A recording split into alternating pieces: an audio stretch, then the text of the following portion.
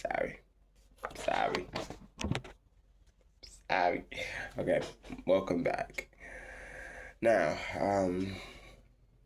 let's say I know it's gonna be a little hard, but I have not came up with a name yet, but I know the name of it will probably be Welcome Back to the Wicked Channel. Okay. Now, I'm gonna go on right here and turn y'all this way. Y'all look at my kitchen. It's nice, huh? Yeah. Nice, right? Yeah.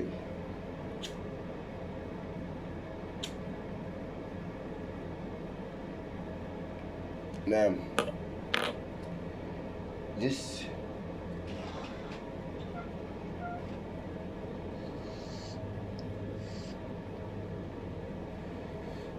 all right, y'all ready? Let's get it. You ask why more people didn't try to intervene. You've got a kid coming drunk to school. But back in the 70s, when Dahmer's coming to school intoxicated, nobody thinks, gee, we better make sure we take care of this, because what if he turns out to be a serial killer? In the summer of 1978, Dahmer's parents finally divorced. The breakdown of Jeffrey Dahmer's parents' Poor marriage Jeffrey was quite a tough Dahmer. time for him. His Family parents got were divorced, at each other's throats. going to school, drinking.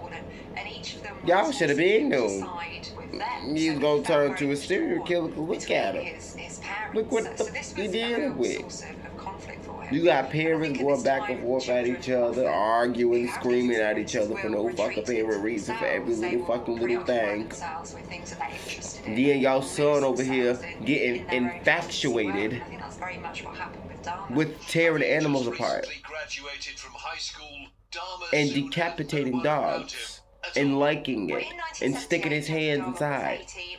His mother had gone away fishes with his younger brother, and his father and was liking living it. in a hotel. So he's alone, Bitch. and he's ruminating, and I'm he's sorry, fantasizing, but and bitch, things are no. going to take a turn for the worse. Y'all gonna be quite friends with? soon after this. All right. On June the 18th, 1978, Dahmer's fantasy world collided with the real one when he pulled over to pick up a 19-year-old hitchhiker called Stephen Hicks. Dahmer picked him up and invited him back to his house to have some drinks and I guess maybe smoke some dope. They were in the basement of his parents' home. They had had sex. And then Stephen Hicks wanted to leave. And that was when Dahmer just wanted so badly to have company. It sounds like such a textbook psychological thing, abandonment syndrome, but this was at the heart of what made him so needy for company. And then when the guy said he wanted to leave, Dahmer clubbed him on the back of the head with a barbell and then strangled him. Then ultimately disposed of the body, removed all the flesh, and eventually dissolved it in acid and pulverized the bones with a sledgehammer. This is a really, really brutal crime, and he disposes of the body parts in the woods behind his house, and that's a really simple. You pulverized the bones with a sledgehammer? Oh yeah, baby, Psycho Kid going at it. And then you... Wait.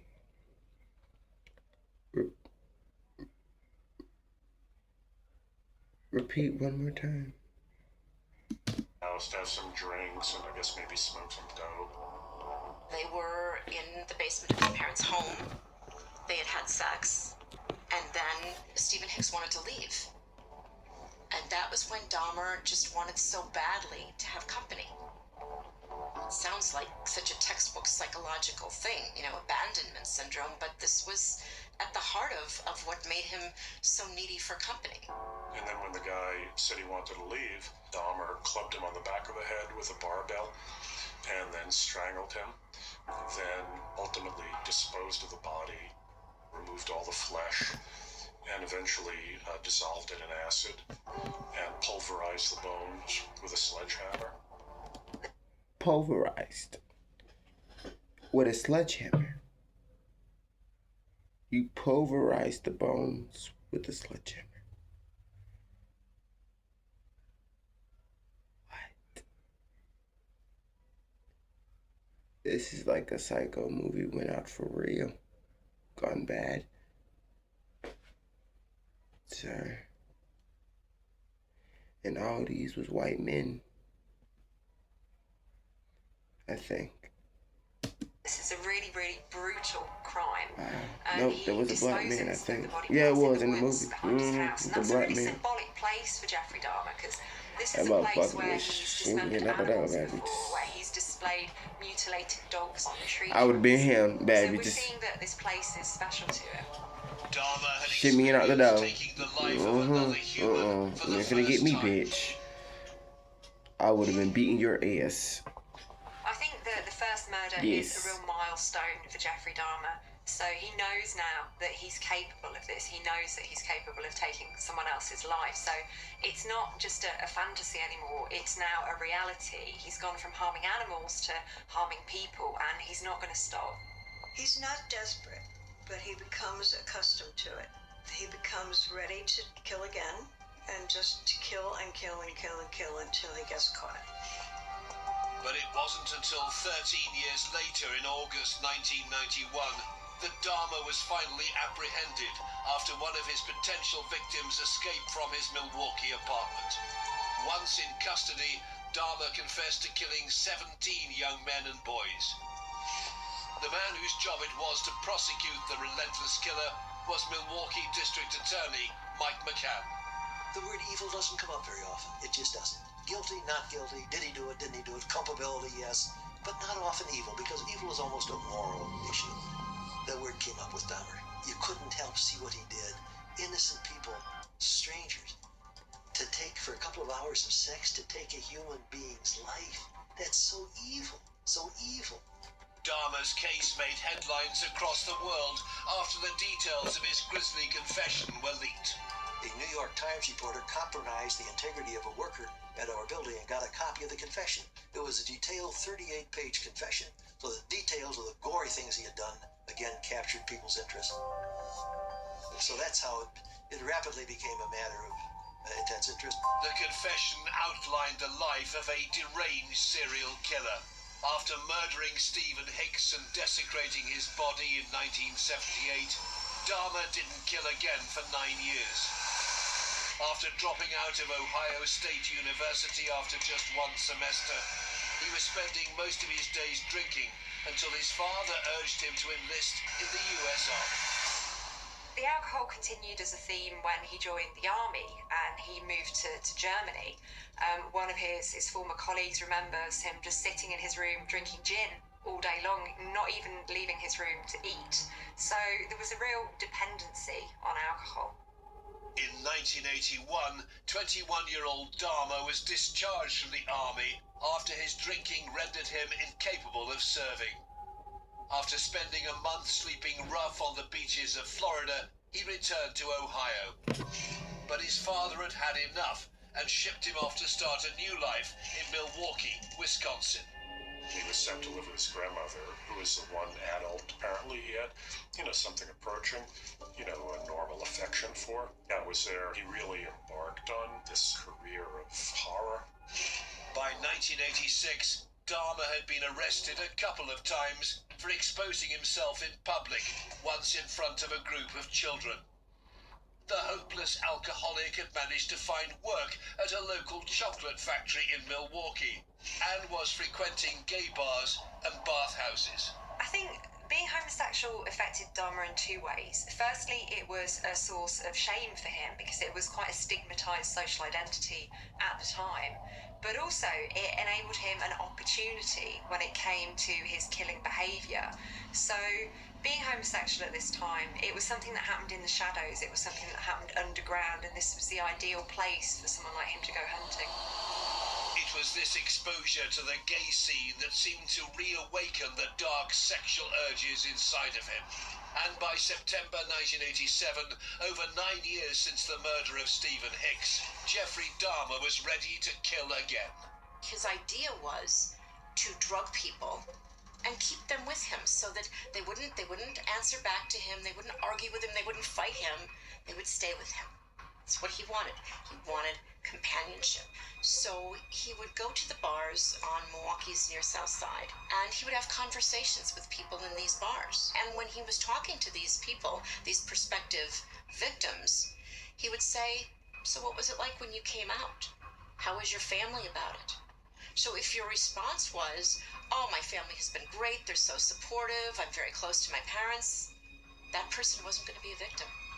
But if the person answered, my parents aren't speaking to me anymore, I'm estranged from my family, I'm kind of on my own now, that was the perfect victim for Jeffrey Dahmer because he wanted to choose people who wouldn't be missed. Between September 1987 and March 1988, Dahmer killed 3 men. The youngest a 14-year-old boy who he paid to pose for nude photographs before drugging and strangling him to death. He would dissolve the bodies in acid. He cleverly developed a program to destroy the bodies, get rid of the bodies, left no evidence. This was a very clever killer, very clever killer. Dahmer would dissolve his victims, presumably to make it easier to dispose of them. Dissolving tissue and chemicals can certainly interfere with identifying it as human tissue. It'll interfere with DNA. You're really left predominantly with skeletal remains to try and identify features such as age, sex, race. Dahmer murdered 2 of the victims at his grandmother's house where he was living. His grandmother became aware that he was bringing these young guys back to her house. I mean, she thought for gay sex. Obviously, she had no inkling of the atrocities he was committing on their bodies, although she was complaining also about a foul odor that she noticed. On September the 25th, 1988, Dahmer moved into his own apartment on North 25th Street in Milwaukee and didn't wait long before attacking again. The very next day, September the 26th, he enticed a 13-year-old boy back to his home and drugged him. One of the methods that Dahmer used to subdue his victims was to use benzodiazepines, the same family of drugs as Valium. He'd put them in drinks that would make you woozy, sleepy, and then eventually go unconscious. Dahmer sexually assaulted the boy, but somehow, possibly due to Dahmer passing out drunk, the 13-year-old escaped and went to the police.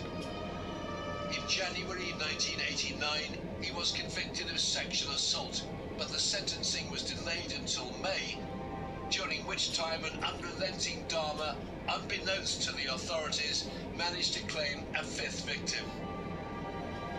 The 29-year-old served 10 months in prison, but when he was released in March 1990, he picked up right where he left off. So Jeffrey Dahmer really did ramp up his offending. The scale and the nature of his behaviour became all the more grotesque. So he wasn't just killing people, dismembering them. Y'all, this man is insane. Like, I don't understand how people could just... Like, and it's crazy, these people didn't know he was just drugging people. Baby.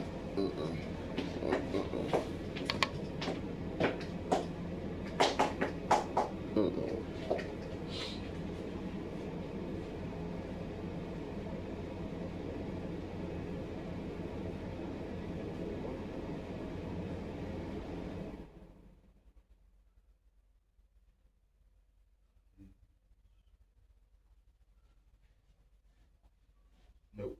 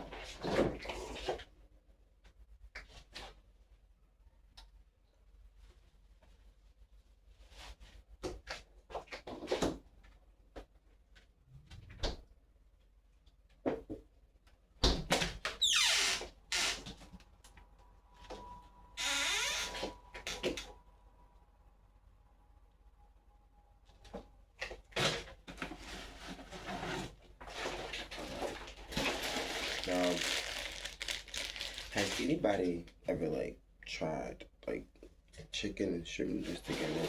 It kind of tastes like, I don't know, but it ain't bad. I should. Let's see, like,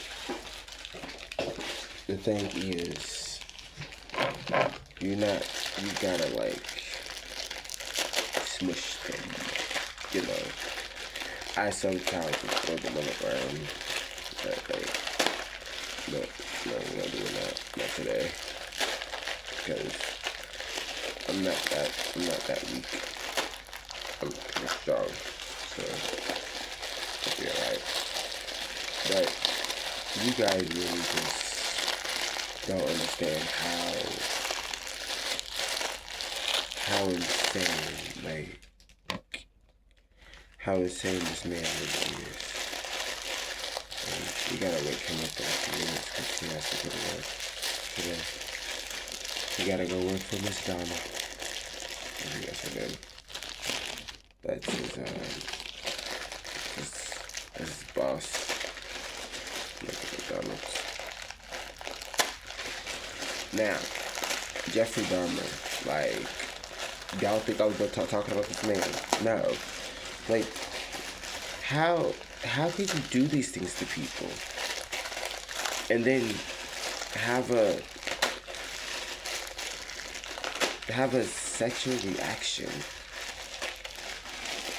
to what you're doing, and you're only killing them, literally, and you're having a sexual reaction to this shit?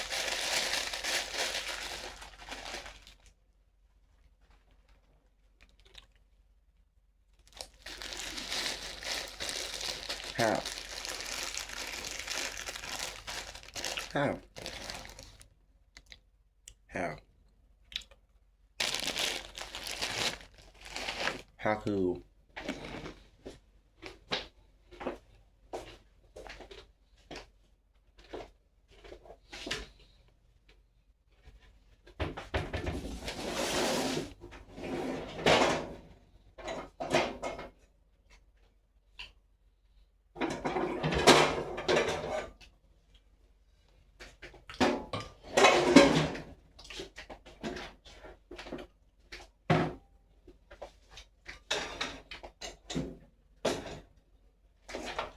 Like, seriously, can we just sit down and have a discussion about this? Like, how could somebody have a sexual reaction to killing people?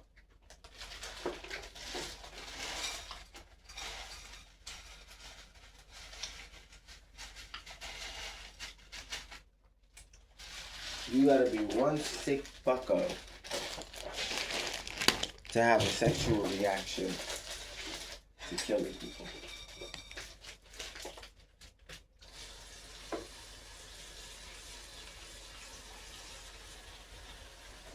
Let alone,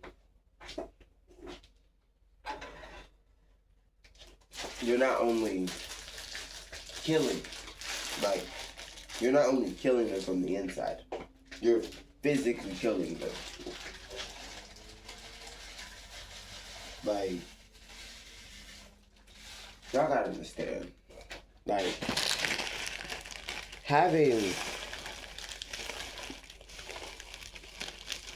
even though I don't believe there's ever gonna be another Jeffrey Dahmer, but let's have a serious talk about this. I don't think I ever heard anybody talk about it. Let's have an actual serious talk about this. What if there's another Jeffrey Dahmer out here somewhere and they're doing this to people, but nobody knows about it? Everybody's okay. Everybody's just silent about it. Why? Because nobody knows what's going on out in the world still. Like, yes, there's still slavery going around, but I mean, I guess nobody talks about it. But think about it. if there's still slavery going around in different countries, there's still Jeffrey Dahmers out here. Bitch, stay away from me. Bitch, I'm slicing you like a box pizza.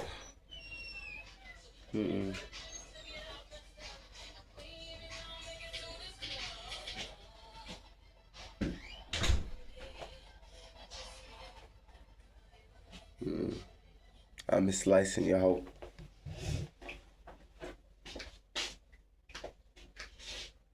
I'm slicing you, bro. I'm not even joking. Like, you gonna get sliced fucking with me. Don't, Like, if, like, I know that, like, people that lived in Milwaukee, I know, like, I'm sorry for what you guys had to go through, Jeffrey Dahmer. So, baby,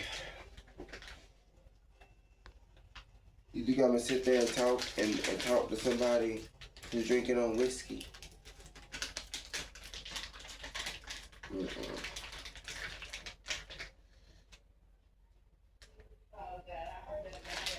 Baby, if you like whiskey, what else you like?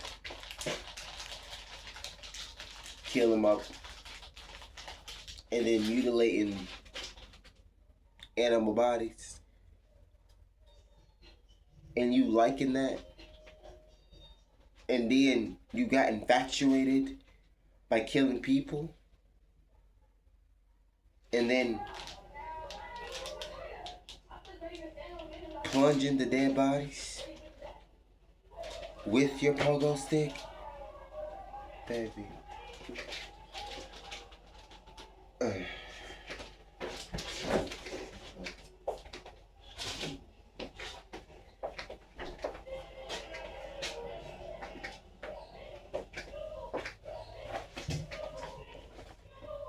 And then disposing of their bodies, he started to do some really bizarre things. He was in the process of constructing some hideous, diabolical shrine in his bedroom out of the skulls and skeletons of some of his victims.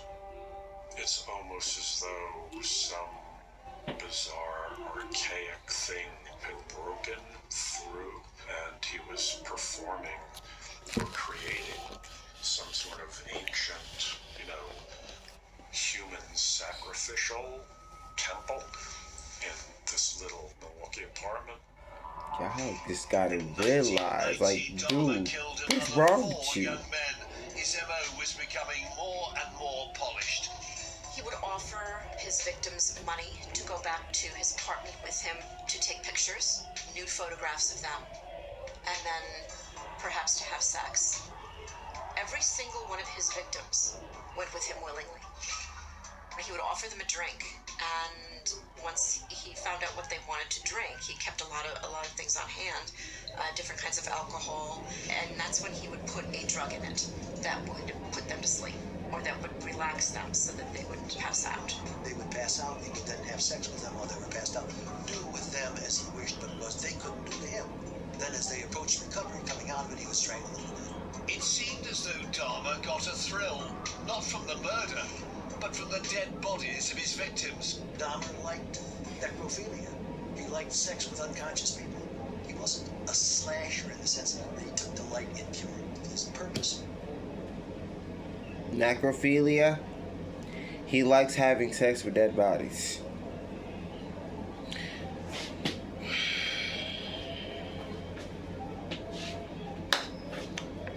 How do you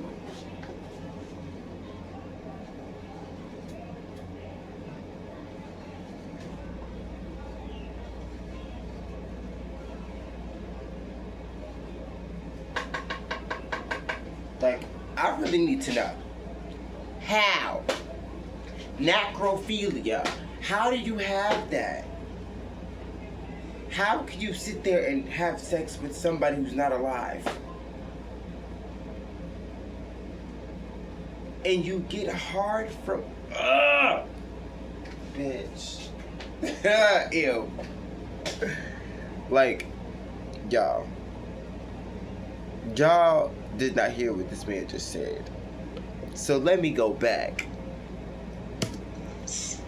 And he was performing or creating some sort of ancient, human sacrificial temple in this little looking apartment. In 1990, Dahmer killed another 4 young men. His MO was becoming more and more polished. He would offer his victims money to go back to his apartment with him to take pictures, nude photographs of them, and then perhaps to have sex. Every single one of his victims went with him willingly.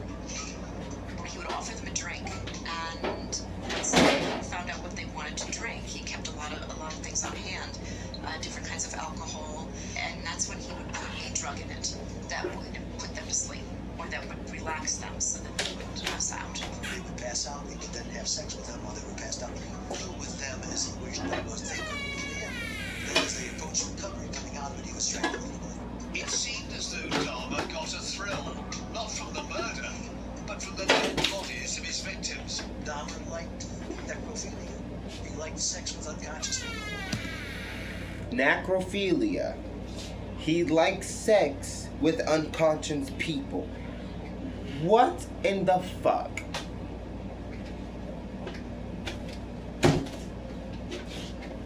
Necrophilia? You like to have sex with unconscious people.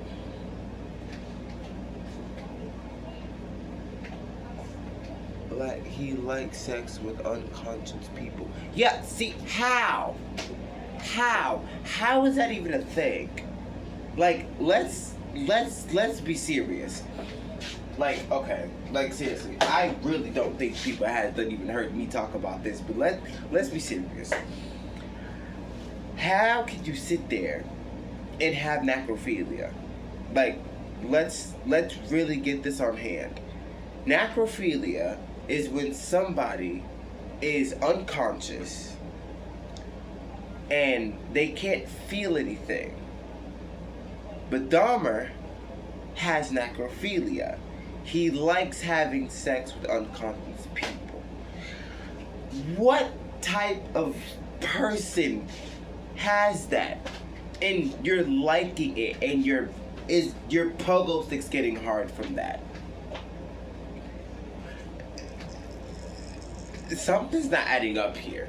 Either he is a real life skinwalker, like real shit, or this motherfucker is literally fucking insane and he likes having sex with unconscious people. Necrophilia, to be exact. Wow. That's something, bruh. He wasn't a slasher in the sense that he took delight in killing. His purpose was sex with these people, company with these people. That's hard to believe. He would commit necrophiliac sex acts on the corpses, dismember the corpses, dissolve parts of the bodies in these vats of acid he had, keep certain organs in his refrigerator, some of which he would actually cannibalize. Dahmer said the cannibalism that he engaged in was born out of a curiosity. He wanted to find out, first of all, what that would be like. He also said that there was an element of wanting to make these people a part of him, so they would be with him forever. Dahmer from the beginning. Wait, By this terror. Being Ho. his first victim, Stephen Hicks. He said Hicks what? Had to go, and Dahmer didn't want to be alone. There was some desire. And that's when he would put a drug in it that would put them to sleep, or that would relax them so that they would pass out. They would pass out, he would then have sex with them while they were passed out. Do with them as he wished, but because they couldn't do to him. Then as they approached recovery, coming out of it, he was strangling them. It seemed as though Dahmer got a thrill, not from the murder, but from the dead bodies of his victims. Dahmer liked necrophilia. He liked sex with unconscious people. He wasn't a slasher How? in the sense that he How? took delight in How? killing. Just His how? purpose was Bruh. sex with How? these people, company with these people. How do you like That's that? hard to believe. He would commit necrophiliac sex acts on the corpses, dismember the corpses, dissolve parts of the bodies in these vats of acid he had, keep certain organs in his refrigerator, some of which he would actually cannibalize. Dahmer said that the cannibalism that he engaged in was born out of a curiosity. He wanted to find out, first of all, what that would be like. He also said that there was an element of wanting to make these people a part of him, so they would be with him forever. Dahmer from the beginning. You wanted them to be a part of you, so you can be with them forever.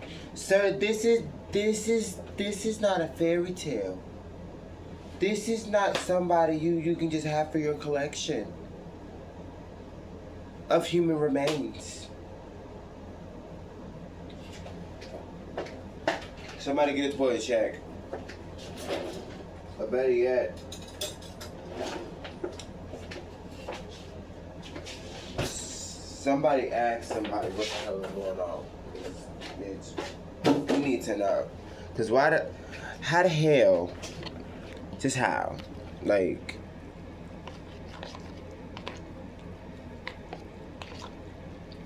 how in the fuck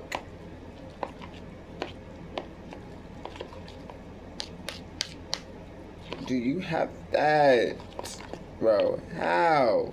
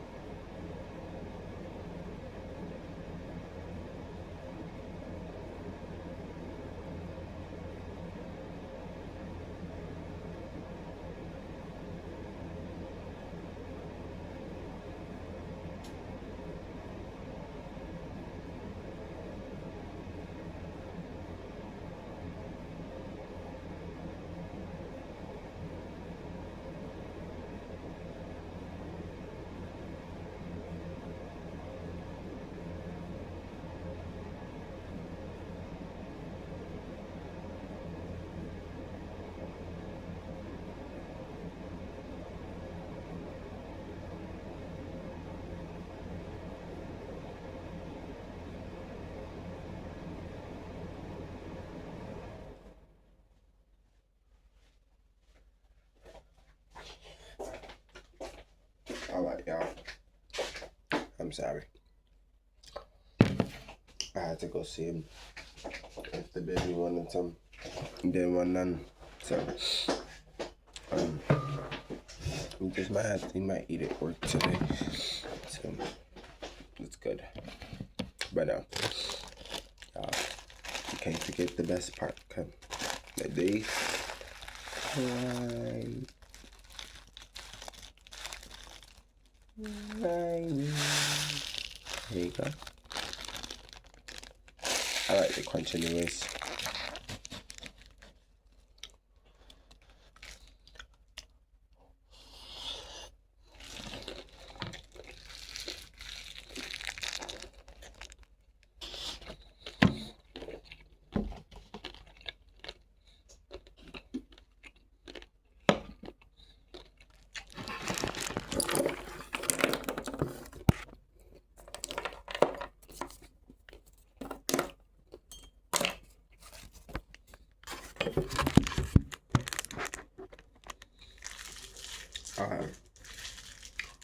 Now, let's get back into the video, shall we?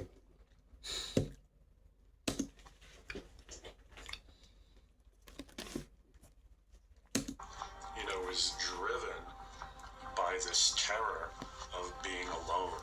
He said he killed his first victim, Stephen Hicks, when Hicks said he had to go, and Dahmer didn't want to be alone. There was some desire, which is part of normal sexuality. You know, you love somebody, you know, somebody will just say, oh, I love you so much I want to eat you up. With normal people, that's obviously metaphorical, but it does express some desire to be so close to the person that you want to incorporate them into, you want to merge with them.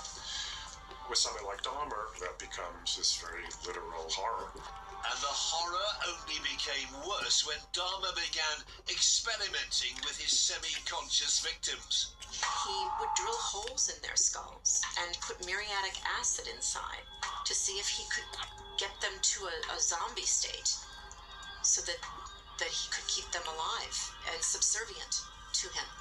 It's essentially an amateur version of attempting to perform a lobotomy or a lobotomy, but it would be an incredibly unpleasant and damaging thing to do to someone's brain. If you affect the frontal lobes, you will affect personality, potentially make somebody docile. If he's less accurate, you could essentially cause a stroke that could cause paralysis, speech problems. It really very much depends on which part of the brain is actually damaged. But, of course, that didn't work, and his victims died one after another. Hearing about that is the stuff of horror movies.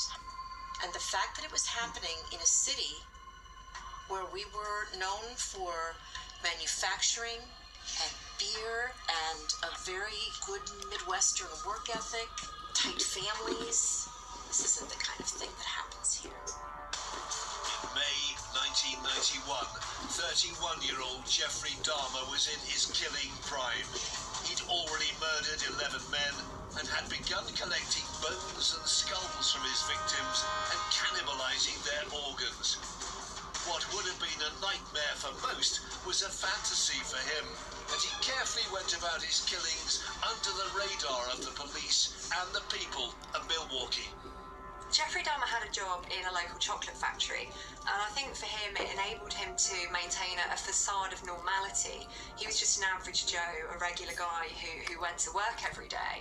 I think he killed so many people without being caught because of the fact that he looked like everyone else. He did what successful serial killers do. He blended. They blend in with society. Now, he was a Caucasian male living in a predominantly African-American neighborhood, but he didn't talk to anybody, bother anybody. He was barely someone people noticed. Barely noticed. He also was targeting people who he found out might not be missed.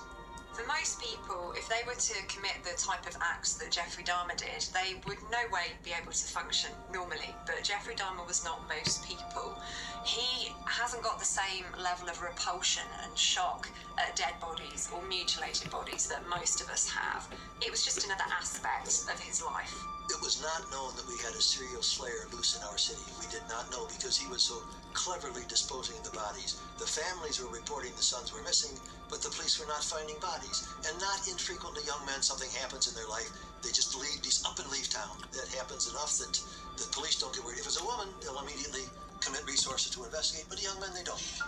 But on May the 26th, 1991, Dahmer came agonizingly close to capture after an encounter with a 14-year-old boy. Dahmer had taken Conrad phone, a young Asian male who he found attractive. He met him in the mall, offered him money to go back to his apartment. He went, and he began to work the ritual. Dahmer would drug him, and then he began the process of this crude lobotomy, and he had drilled a hole in this young man's head. He took a break. He ran out to get more beer. While he was gone, Conrad ran out of the apartment. He was naked, he was completely dazed, and he was running up the alley next to Dahmer's apartment building. A woman in another apartment building saw him running up the alley and said, "There's a boy running up the alley, something's going on," and then these women called the police. And then Dahmer appeared, and again, this this is another, like, remarkable characteristic of these psychopaths, is that they have an ability to maintain, you know, a kind of coolness under the most extraordinarily high pressure circumstances. So he walked up to the officers. Good evening, officers. He's very polite.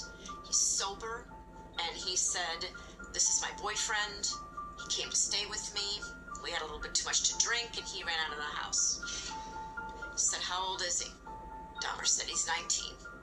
And the officers said, "Okay, well, just to make sure, let's all walk back up to the apartment together." The cops went and looked around. They even peeked into the bedroom where there was a decomposing corpse of one of Dahmer's previous victims, but, you know, they took such a cursory look at it that they didn't even notice it. Assuming the couple were having a lover's tiff, the two police officers left Konarak alone with Dahmer in the apartment building. And in the early hours of the morning, he murdered the 14-year-old boy. An opportunity to catch the killer had been missed. I think that really speaks volumes about the attitudes of the police at the time in terms of ethnic minorities, in terms of young people, in terms of the gay community, and that was another victim that could potentially have been saved. Alright guys, the battery's running low on this, so we gotta charge it. But let's say you guys' thoughts enlighten me, cause this right here is too wild for me, bro. Like,